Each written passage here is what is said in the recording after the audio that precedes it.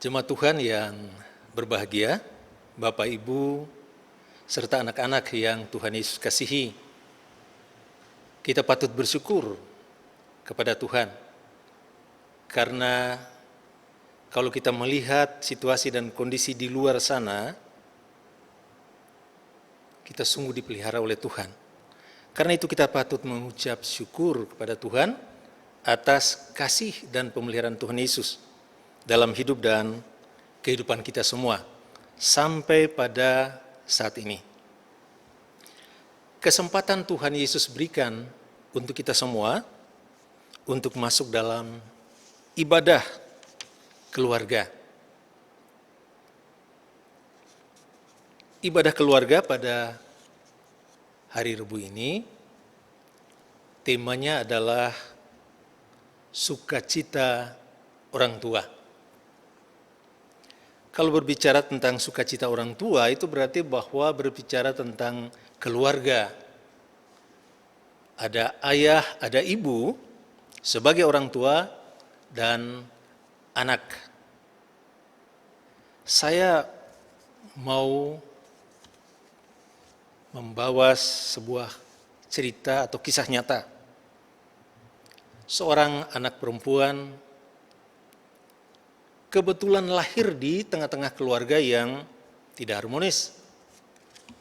Pada saat dia lahir, ayah dan ibunya bercerai. Dia dipelihara oleh neneknya. 6 tahun.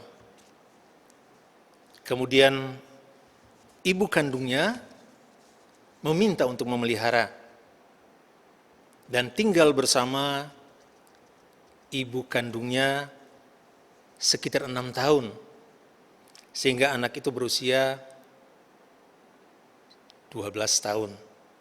Tetapi sayangnya karena ekonomi keluarga dari ibu yang sangat rendah, sehingga anak perempuan ini dilecehkan, dibuli. Bagi dirinya hampir-hampir untuk melihat masa depan sudah tidak ada lagi. Karena itu di usia 14 tahun, dia harus melahirkan seorang anak perempuan. Tetapi beberapa hari kemudian bayi tersebut meninggal. Ibu kandung angkat tangan, lalu menyerahkan kepada ayah kandung dari anak perempuan ini untuk dipelihara oleh ayah kandung dan ibu tirinya. Ketegasan yang luar biasa, didikan kasih sayang dari ayah kandung dan ibu tiri mengarahkan anak ini untuk lebih disiplin dalam hidup, takut akan Tuhan. Karena itu anak perempuan ini dibawa dalam lingkungan baru, yaitu lingkungan gereja. Ternyata dalam lingkungan gereja itulah dia menemukan talentanya. Dia bisa mengembangkan anugerah yang Tuhan berikan. Kelebihannya adalah mampu untuk memimpin dan pandai untuk berbicara. Talenta yang luar biasa. Dia tidak punya kekayaan dari orang tua, tapi dia punya talenta. Di usia 17 tahun, karena suaranya bagus, mampu untuk berkomunikasi, dia menerima tawaran sebagai penyiar di salah satu stasiun atau di radio yang lokal sifatnya. Tetapi karena dia baik dalam pelayanannya, dia bisa kembangkan talentanya dengan baik, ternyata dia dikenal. Dan usia 19 tahun, dia menerima tawaran dari stasiun televisi nasional di Amerika Serikat. Dia mulai kuliah. Dan luar biasa, Tuhan memberkati kehidupannya. Di tengah-tengah keluarga yang tidak mampu, dia menemukan yang terbaik, Tuhan anugerahkan dia talenta. Sekarang usianya sekitar 65 tahun. Orang itu bernama Oprah Winfrey, kita kenal itu. Terkenal. Cukup mampu kaya, akhirnya dia membuat stasiun televisi sendiri. Dia diberkati luar biasa dengan berkat yang dia punya, dia juga berbagi kepada mereka-mereka yang membutuhkan. Luar biasa, walau ayah dan ibunya tidak bisa membahagiakan dia secara langsung, tetapi dalam situasi kondisi yang sangat parah, Tuhan menolong dia karena dia takut akan Tuhan. Dia dengar-dengaran akan nasihat orang tua. Dia menjadi orang kaya di Amerika Serikat pada saat ini. Itu kisah Oprah. Bagaimana kalau kita sebagai ayah dan ibu dari Oprah, apakah kita tidak bahagia melihat anak-anak kita, terutama seperti Oprah? Anak-anak dan Bapak Ibu yang Tuhan Yesus kasihi, kalau Oprah dalam keluarga yang seperti itu, dan Oprah sendiri berusaha keras seperti yang dia nikmati saat ini, kalau itu menjadi cermin kehidupan untuk kita, pertanyaannya untuk kita, apa yang sudah saya lakukan sebagai orang tua untuk kebahagiaan keluarga saya, terutama anak-anak demi masa depan mereka? Dan yang kedua, apa yang saya sudah lakukan dan akan lakukan sebagai anak untuk membahagiakan keluarga saya, terutama orang tua? Nah, sebelum kita menjawab,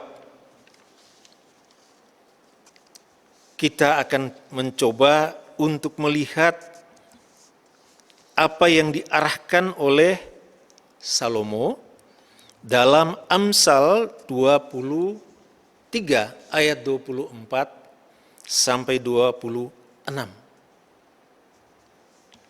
Salomo melihat bahwa orang tua punya jasa yang paling besar dalam kehidupannya sebagai anak. Kita tahu siapa Salomo. Kita tahu siapa orang tuanya. Orang tuanya itu Raja Daud, ayahnya, dan Batseba, ibunya. Salomo disiapkan segala sesuatu. Mungkin dia berbeda jauh dibandingkan Oprah. Dia disiapkan harta kekayaan melimpah. Status kedudukannya luar biasa di tengah-tengah masyarakat sebagai anggota dari kerajaan Israel.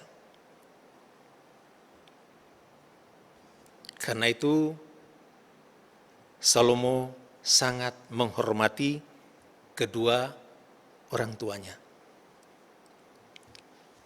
Pertanyaannya, apa hebatnya Raja Daud dan Batseba itu?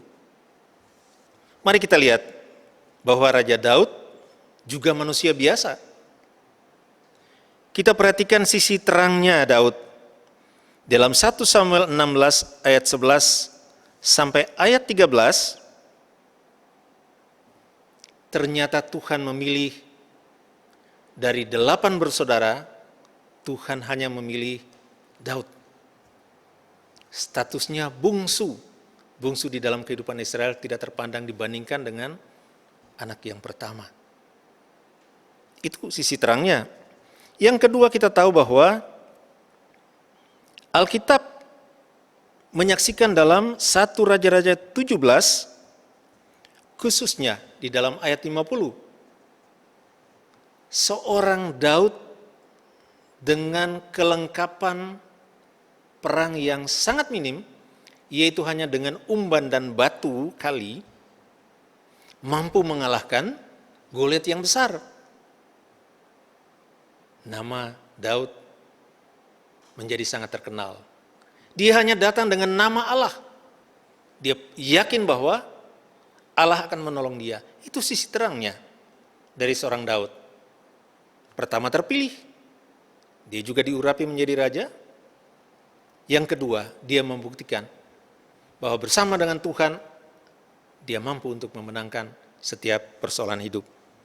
Itu sisi terangnya. Adakah sisi gelapnya? Ada. Alkitab juga menjelaskan itu. Sisi gelapnya ada di dalam 2 Samuel 12, 2 Samuel 12 ayat 1 sampai ayat 25. Kita tahu cerita tentang bagaimana Raja Daud ketika harus berperang, tetapi dia tidak ikut berperang. Dia tidak melaksanakan tugas tanggung jawabnya dengan baik. Di dalam 2 Samuel 12 ayat 1 sampai 25, dia jatuh di dalam dosa. Sehingga di dalam ayat 9, Nabi Nathan mengingatkan kepada Daud, dikatakan begini, "Mengapa engkau menghina Tuhan dengan melakukan apa yang jahat di matanya?" Nathan mau mengatakan kepada Daud, ini sisi gelapmu. Kamu lupa bahwa Allah mampu untuk melihat, apalagi apa yang kamu lakukan jelas-jelas di mata Allah. Kita sudah lihat dari 2 sisi. Ada sisi terang, ada sisi gelap. Pertanyaan berikutnya, mengapa Salomo masih tetap menghormati orang tuanya, ayah dan ibunya, padahal dia tahu sejarah itu? Di dalam kehidupan Yahudi Israel, yang pertama, ketaatan mereka terhadap hukum Allah luar biasa. Keluaran 20 ayat 12, hormatilah orang tuamu, ayah dan ibumu, supaya lanjut umurmu, dan seterusnya. Salomo taat. Siapapun orang tuanya, ada punya kelebihan, ada punya kekurangan. Dia tetap menghormati karena Allah menghendaki seperti itu. Sedangkan yang kedua, Salomo sangat menghormati Daud dan Batseba karena di dalam Amsal pasal 4 ayat 3 sampai 4 Salomo mengatakan begini, "Ketika aku masih tinggal di rumah ayahku sebagai anak lemah dan sebagai anak tunggal bagi ibuku, aku diajari ayahku." Jelas Bapak Ibu dan anak-anak sekalian, Salomo menyadari bahwa hidupnya itu karena pemeliharaan dan didikan dari ayah dan ibunya, yaitu Daud dan Batseba. Jelas bahwa apa yang disampaikan, dasar pemahaman seorang Salomo bahwa orang tua harus dalam situasi dan kondisi apapun, siapapun mereka, bagaimana mereka, tetap harus dihormati. Mengapa? Karena semua manusia, Salomo meyakinkan itu, bahwa semua manusia termasuk dirinya pasti punya kelebihan, tetapi juga pasti punya kekurangan. Dan ini dijelaskan dengan sangat baik oleh Salomo untuk kita semua, bahwa kita wajib untuk menghormati orang tua. Daud yang begitu kaya mempersiapkan segala sesuatu untuk Salomo anaknya, tidak kekurangan. Tetapi ada hal yang menarik dari apa yang dilakukan oleh Daud kepada Salomo anaknya, yaitu sebelum meninggal Daud menyampaikan pesan yang sangat berharga. Artinya begini, harta benda ada, status ada, kekayaan ada, kenyamanan ada. Tetapi ketika Daud tahu pasti bahwa dia akan meninggalkan anaknya, maka dia memberi pesan. Pesan itu tertuang dalam 1 Raja-Raja 2 ayat 1 sampai 4. 1 Raja-Raja 2 ayat 1 sampai dengan ayatnya yang keempat. Barangkali perlu saya baca untuk kita. Pesan Daud yang terakhir sebelum meninggal. ketika saat kematian Daud mendekat, ia berpesan kepada Salomo anaknya, "Aku ini akan menempuh jalan segala yang fana, maka kuatkanlah hatimu dan berlakulah seperti laki-laki. Lakukanlah kewajibanmu dengan setia terhadap Tuhan Allahmu, dengan hidup menurut jalan yang ditunjukkannya, dan dengan tetap mengikuti segala ketetapan perintah peraturan dan ketentuannya, seperti yang tertulis dalam hukum Musa, supaya engkau beruntung dalam segala yang kau lakukan dan dalam segala yang kau tuju." Dan ayat yang keempat tertulis begini, "Dan supaya Tuhan menepati janjinya yang diucapkannya tentang aku, yakni, jika anak-anakmu laki-laki tetap hidup di hadapanku dengan setia, dengan segenap hati dan dengan segenap jiwa, maka keturunanmu takkan terputus dari takhta kerajaan Israel." Pesan ini pesan yang sangat berharga. Mungkin kalau kita mau ringkas, pesan ini paling tidak ada 4. Pertama, Daud mau mengatakan kepada Salomo, "Kamu akan menjalani hidup ini tanpa aku. Maka harus teguh iman dan teguh pendirian, penuh tanggung jawab." Yang kedua, tetaplah hidup takut dan taat kepada Tuhan. Dan yang ketiga, andalkan Tuhan Allah untuk meraih harapan dan cita-citamu. Jaminannya apa? Pasti berhasil. Ayat yang keempat, setiap anak dalam keluarga, jika hidup takut akan Tuhan, maka keturunannya itu akan diberkati, akan menjadi generasi penerus yang menjadi berkat. Itu janji Tuhan yang Tuhan sampaikan kepada Daud. Daud sampaikan itu kepada Salomo. Anak-anak sekalian yang dikasihi Tuhan Yesus, demikian juga Bapak Ibu kekasih Tuhan, pesan Daud ini kepada Salomo merupakan satu nasihat yang sangat berharga, harta yang tidak akan pernah berkurang, apalagi hilang, dicuri orang. Nasihat yang lahir dari kemurnian kasih menjadi rambu-rambu penuntun, menapaki terjal serta curamnya jalan kehidupan. Juga sebagai pengaman agar tidak terperosok dalam berbagai jurang kebinasaan. Seperti pernyataan Salomo dalam kitab Amsal 1 ayat 8, "Hai anakku, dengarlah didikan ayahmu dan jangan menyia-nyiakan ajaran ibumu." Amsal 19 ayat 20, "Dengarkanlah nasihat dan terimalah didikan, supaya engkau menjadi bijak di masa depan." Bapak, Ibu, dan anak-anak yang Tuhan Yesus kasihi, dari firman Tuhan ini, kita keluarga patut bersyukur. Karena apa yang dialami oleh Oprah, kita berdoa tidak akan kita alami, dan anak cucu kita pun tidak akan mengalami hal yang buruk. Tetapi hal yang baik perlu kita ambil. Dari firman Tuhan, kita ambil beberapa hal yang penting. Firman ini mau mengingatkan kita. Pertama, setiap kita pasti punya orang tua, siapapun.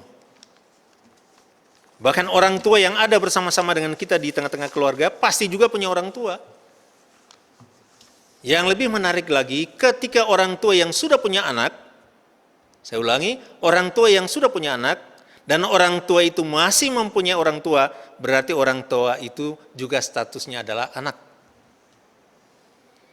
Maka kita harus menghormati orang tua kita.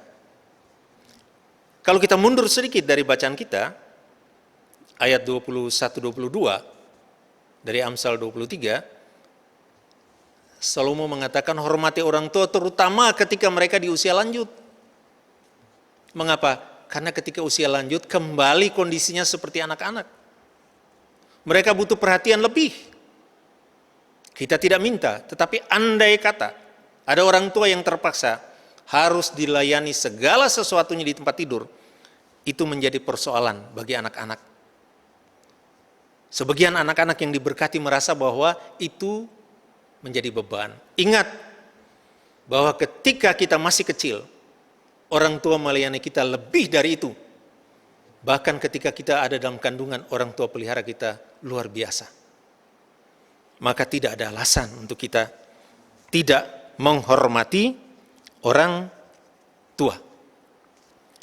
Sekedar mengingatkan saja, ada yang pernah menyampaikan dan kita dengar, mudah-mudahan tidak benar, tetapi itu sebagai peringatan, bahwa satu orang tua, satu ibu mampu membesarkan, memelihara 6 anak.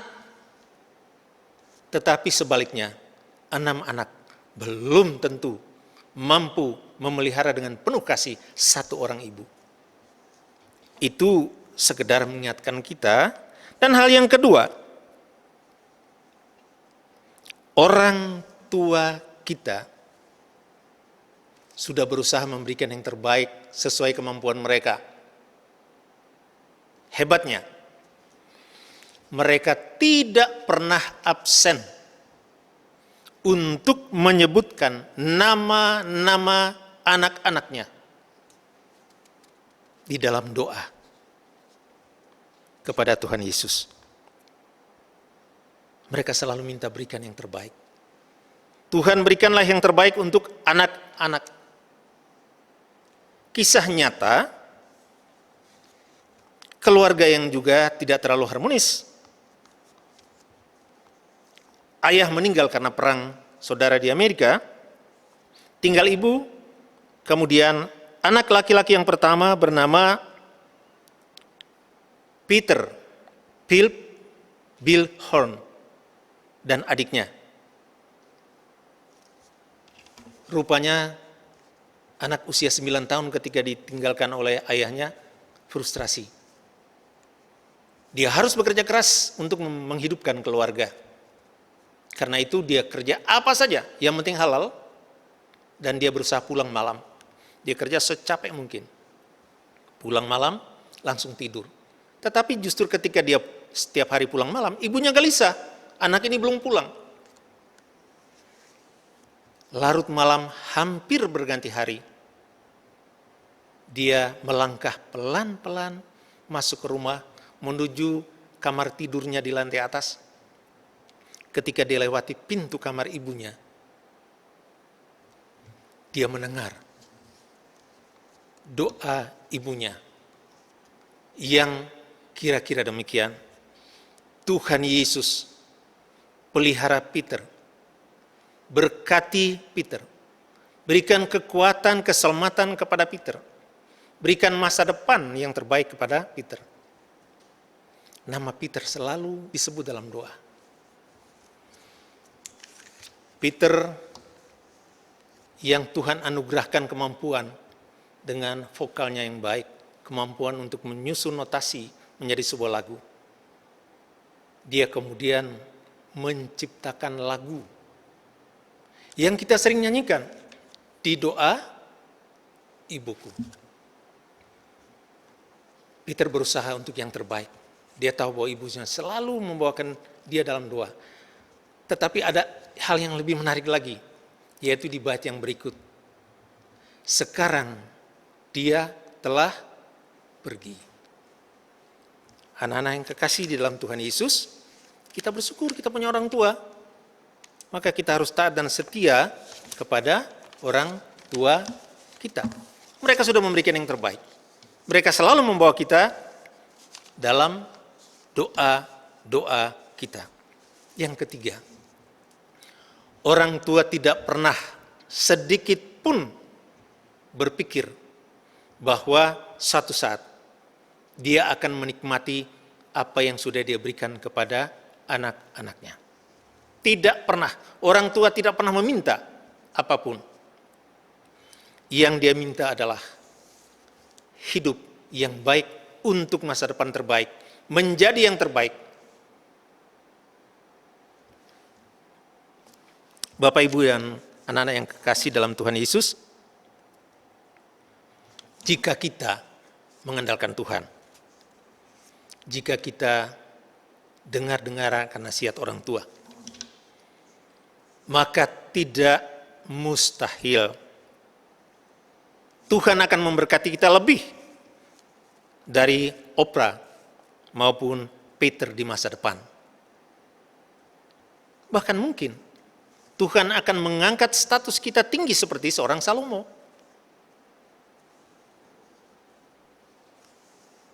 Ketika nanti kita sebagai anak hidup diberkati oleh Tuhan, maka sesungguhnya sukacita orang tua ada di situ, di titik itu, ketika anak-anaknya hidup dan berhasil, bermakna, berarti bagi Tuhan dan sesama manusia. Nah, sebagai anak dalam keluarga, pesan Salomo untuk kita, maka mari dengar dengan baik untuk anak-anak. Dalam Amsal 6 ayat 20, Salomo berpesan, "Hai anakku, peliharalah perintah ayahmu dan jangan menyia-nyiakan ajaran ibumu." Tidak hanya itu, Salomo juga mengingatkan kita sebagai orang tua dalam keluarga Kristen. Di dalam Amsal 29 ayat 17, Salomo berpesan kepada kita sebagai orang tua, "Didiklah anakmu, maka ia akan memberikan ketentraman kepadamu dan mendatangkan sukacita kepadamu." Tuhan Yesus memberkati kita semua. Amin.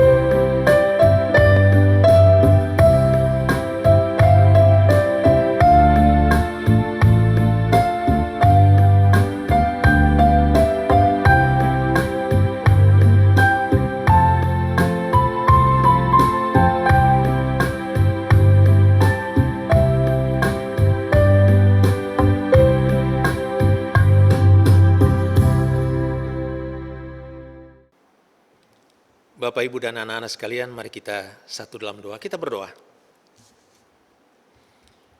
Firman Tuhan telah menjadi bagian hidup kami, mengingatkan semua kami dalam keluarga, masing-masing dengan peran yang sudah Tuhan tetapkan. Sebagai orang tua dalam segala keterbatasan kami telah menyiapkan masa depan yang terbaik atas pertolongan Tuhan. Apapun akan kami usahakan untuk anak-anak kekasih kami. Kami berusaha untuk bekerja keras, dan kami percaya Tuhan memberkati itu semua untuk kehidupan keluarga, terutama masa depan anak-anak kami. Karena itu berikan kami kekuatan, keselamatan, kesehatan yang baik ya Tuhan Yesus. Sebagai anak, kami juga diingatkan oleh firman Tuhan. Kami harus hidup takut akan Tuhan. Kami harus dengar-dengar taat untuk melakukan nasihat yang terbaik dari orang tua. Tuhan Yesus berkati kami, terutama kami semua yang masih berusaha untuk meraih masa depan dalam bangku pendidikan kami, Tuhan Yesus berkati kami, supaya yang terbaik yang akan kami peroleh. Di tengah-tengah perjuangan hidup kami, Tuhan pasti sediakan masa depan yang terbaik untuk kami. Tuhan tolong sertai berkati kami semua. Kesempatan indah ini, kami mau datang kepada Tuhan dalam doa. Tidak hanya kecukupan untuk kehidupan keluarga kami, tidak hanya keselamatan untuk kehidupan keluarga kami. Kami juga ingin mendoakan saudara-saudara kekasih kami yang berada dalam pergumulan hidup, sakit, penyakit, masalah ekonomi, masalah komunikasi dalam keluarga. Terlebih Tuhan lindungi sertai kami dari wabah yang sangat mengancam keselamatan hidup kami. Kami tahu bahwa Tuhan punya kuasa melebihi kuasa apapun. Kami tahu bahwa Tuhan Yesus mampu untuk melindungi kami.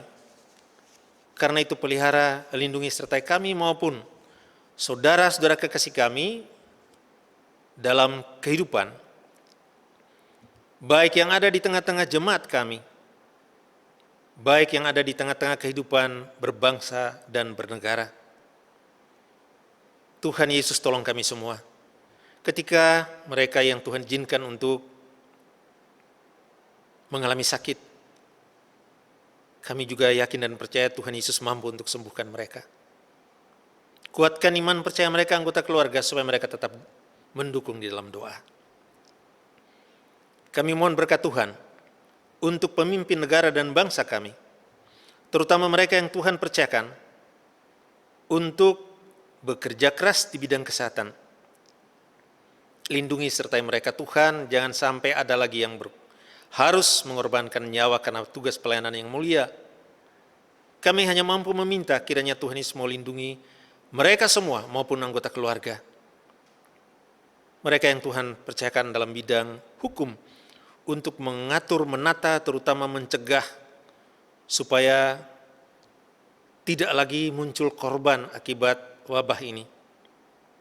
Tuhan juga berkati mereka pribadi dan keluarga.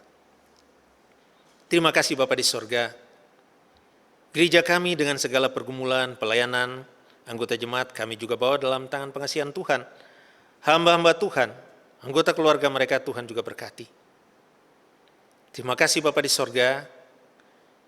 Hidup kehidupan kami semua, anak-anak kekasih kami, keluarga kami pertaruhkan penuh dalam tangan pengasihan Tuhan.